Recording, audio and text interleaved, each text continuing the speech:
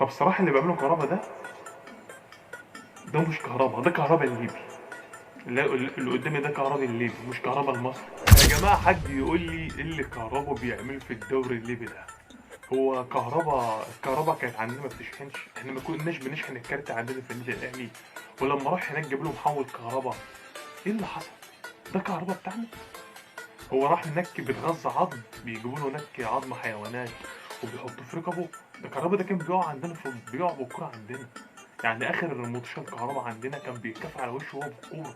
ده الفولت العالي يا جماعه اللي كان عندنا. ده الفولت العالي بتاعنا كان ما كانش في فولت، الفولت العالي كان مشطب على الاخر. راح هناك ما شاء الله شحن. هناك بقى يعني كهربا بقى محول. يعني هو بص محول بيدي لجميع اللي في الملعب فولتات. ده كهربا اللي كان معانا، انتوا شايفين ده بيبقى في الكوره؟ ده كهربا؟ حد يقول لي هو ده كهربا؟ ده قلب على ميسي او قلب على النار في الدوري الليبي. ده فريق الاتحاد الليبي ناقص اقسم بالله يعملوا تمثال. وعهد الله جماهير الاتحاد. والله العظيم انا بقول لكم اقسم بالله اخر السنه ممكن يعملوا الكهربا تمثال. هو ده الكهربا اللي كان عندنا؟ ده قلب على النار. انت هو ماسك الكرة كده بيعمل سيروهات وبيعمل ترقصات اقسم بالله تقول دمار. ده مش كهربا.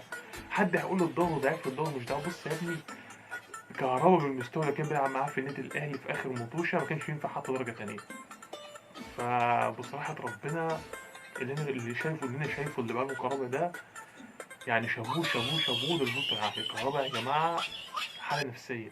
هو هناك واخد حريته، واخد وضعه، حاسس ان هو نجم الفريق، فعشان كده يلاقي نفسه في الملعب مش مضغوط، واخد حريه. يعني كهربا بيدافع وبينزل نص الملعب وبيطلع قدام. فبصراحه اللي بيعمله كهربا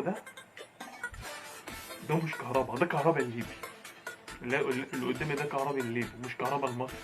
كهربا المصري كان فصل عندنا الشحن. ده كهربا الليبي بقى محول كهربا بيخرج فولتات براحته. هو ده كهربا الليبي، لكن ما حدش يقول ان ده كهربا المصري.